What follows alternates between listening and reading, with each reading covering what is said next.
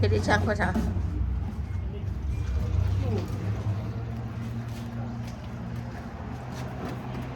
มันดกออกว่ะมันหกออกบ่จะเอาใส่อีกใส่กับใส่ขาวมีสีใส่ขาวอากาศดีดีพี่น้องมันเมื่อก่อนนี่เพิ่นมีสโนว์มื้อนี้เพิ่นมีแดดเบิ่งเด้อแสงตะเวนเห็นบ่หน่วยตะเวนพุ่นน่ะแรงจึกครึ่งโอ้ดูใส่เบิ่งดูแสงตะเวนข่อยบ้านข่อยมื้อนี้แดดแต่มื้ออื่นสิมาหนาวว่ะมักไม้มักตอกข่อยก็ได้สิได้เฮ็ดหัวเฮ็ดสวนได้บ่นี่น่ะเดี๋ยวดอกไม้นี่สิเต็มมาแล้วนี่มากันนี้บ่อยากจับจังไดบุจะเอายังมาใส่ปะมีดอกรายได้จับ2-3หน่วยคันปีนี้ซับมือคันมันหมากบ่จับสิได้ตัดถิ่มเบื่อมันบ่จับปลูกกระโถกลางบ้านนี่วะเฮ้ยเป็นในปลูกมือกูเห็นอ๋อเห็นบ่เออโอ้ลงตายเลยใส่น่ะเขาบอกเอามาใส่นี่แล้วเขาบอกเฮาเฮ็ดบ่โหยแล้ว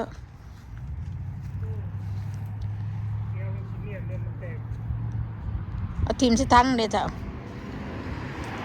ของอันนั้นเจ้าบ่ไว้ดีเด้ในเอฟโปนี่มันบ่ได้ตายเด้นี่มันจะบ่ได้ตายเด้นี่ปลูกปีกายนี่ต้นกระเดบข่อย2ต้นสิได้กินอยู่บ่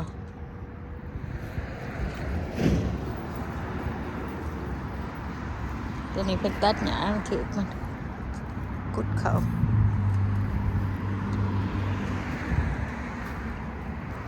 ในประกาศกะจะสิโหยทั้งหมดนี่ละมันเกิดแดดนี่พอเท่าซ้ำตัวนี้เช้าออกจากนี่สิปลูกพักเอาขี้ดินเดินมาใส่นี่ปล่อยมันดุบพอซ้ำตัวนี้เอาขี้ดินมาใส่นี่จะเอาซ้ำออกเลยสิปลูกพักกันหน้าตัวนี้ขอสิปลูกบางน้อยเนาะมันใหญ่โพดกินบ่เบิดฉันแย่งใส่ทั้งหน่อยบ่เอาออกชามนี่สิปลูกพักกันหน้าอยู่วันนี้เอาส่วนออกนี่แล้วเนาะจะไปดอกได้มาอันจะอันนั้นพักกันมาสิหล่นจากทุกที่มาแน่วันนี้จะมาพักนะในพักแต่นะอ๋อไปโดนใจได้ยังนั่นมันดูกระเจ้านี่เห็นเลย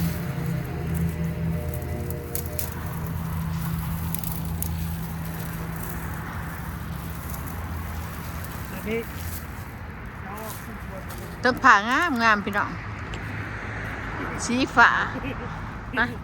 กระเท้าโน่เบ้าออกสีห่างมักน้อยใส่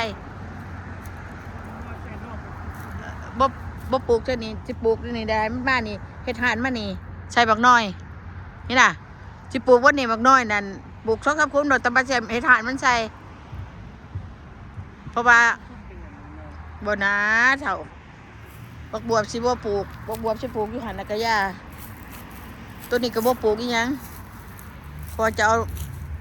พักกันนั้นใส่ไปเปิดเบิ่งดูอันนั้นกกแค่เขาหอจ้ะเปิดมันดูค่ะคอยปกไว้เบิ่งก่อนเปิดมันก่อนเอาบ่เปิด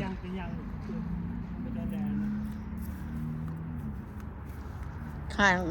บวบคอยกันเด้อนี่สิได้มางเฮ็ดใหม่อยู่นี่เฮานี่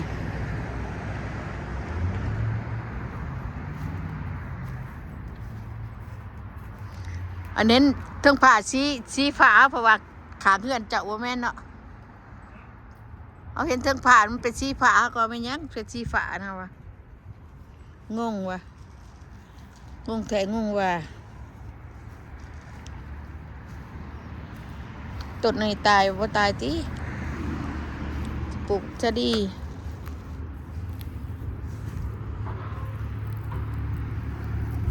ต้นมันคือได้สิบ่ยัง ยังดีอยู่โอ้จะได้กินหมากบ่จักปีนี้ปีหน้านี่ปีนี้บุกปีเดียวได้เนี่ยท่วมปีเดียวได้เนี่ยเนาะเถอะเนาะ เฮ้ย ปีเดียวว่าครับปลูกปีนี้จะกระบาสิเป็นดอกก็บ่จักโอ้ไปเก็บมันเห็นยังภาษาบ่เฮ็ดพุยบ่อยากให้เก็บ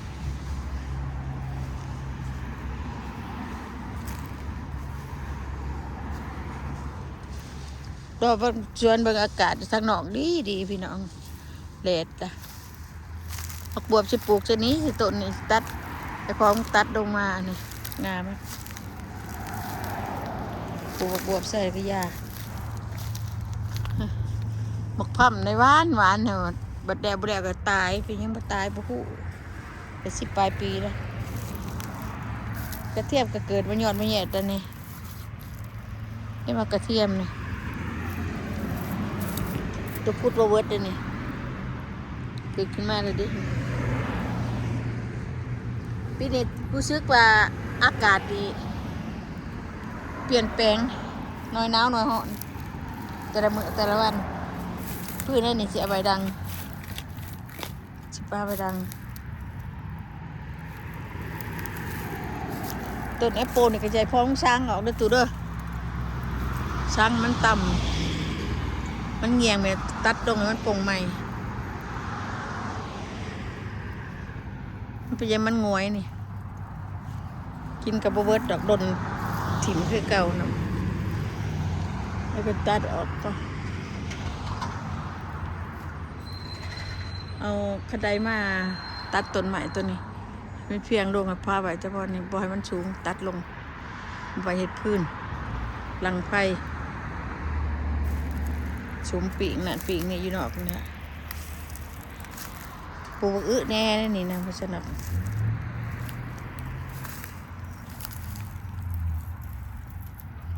นี่ในหญ้าคัดอันนี้นะในหญ้าคัดอันนี้อันนี้เขาจะ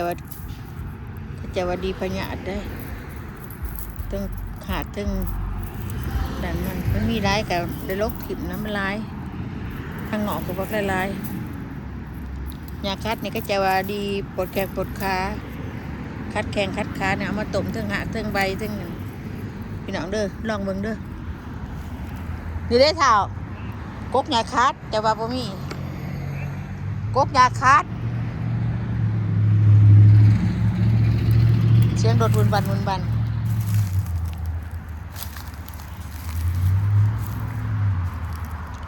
สิได้เก็บใหม่ช่วงนี้นะไว้อยู่นี่จะไปเฮ็ดอัน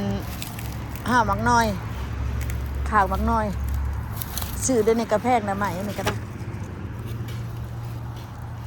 โอ้ดีมากๆเบิ่งเลย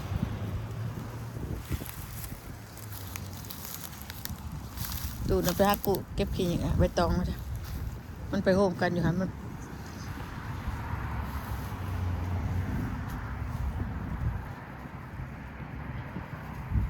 นเป็นยังไงพ่อจ๋าขี้เหงาบ่จะขี้เหงาใบตองมันปลิวไปโฮมเจหัวรถดังบุญวันอยู่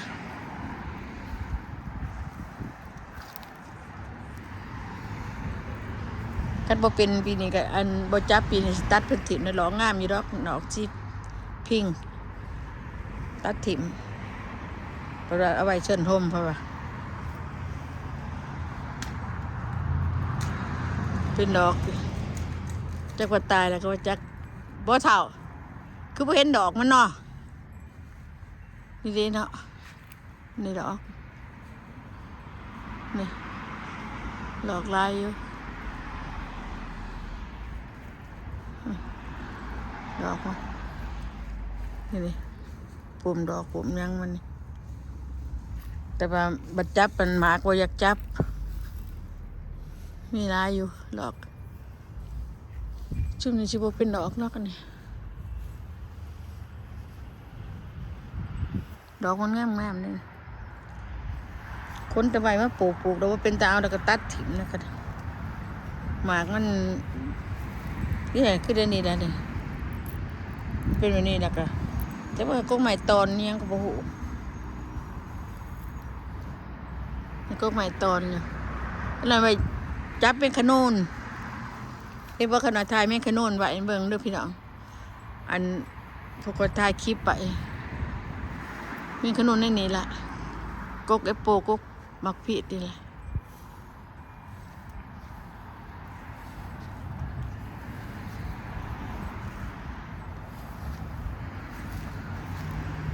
เลาะข้างเฮือนข้างชาติน่ะ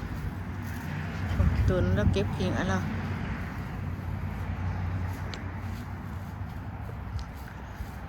เป็นเทิงผ้าเป็นสีฟ้าเพราะว่ามันย่างทั้งอยู่ไสเอาว่ะเขาเห็นแล้วน่ะเขาเห็นเทิงผ้าเป็นสีฟ้าเขาดูว่าเป็นทั้งขี้เหงื่อใช่หรอกเขาก็แนมหาอยู่เถอะเงื่อนตู้นี้บ่ว่ะเนมมาบ้างไหมเขาเห็นมันเป็นสีผ้าเขาว่าทั้งขี้เหงื่อบ่เขาแนมเห็นน่ะ โอ้โหเป็นผ้า เทิงผ้างามยังวะ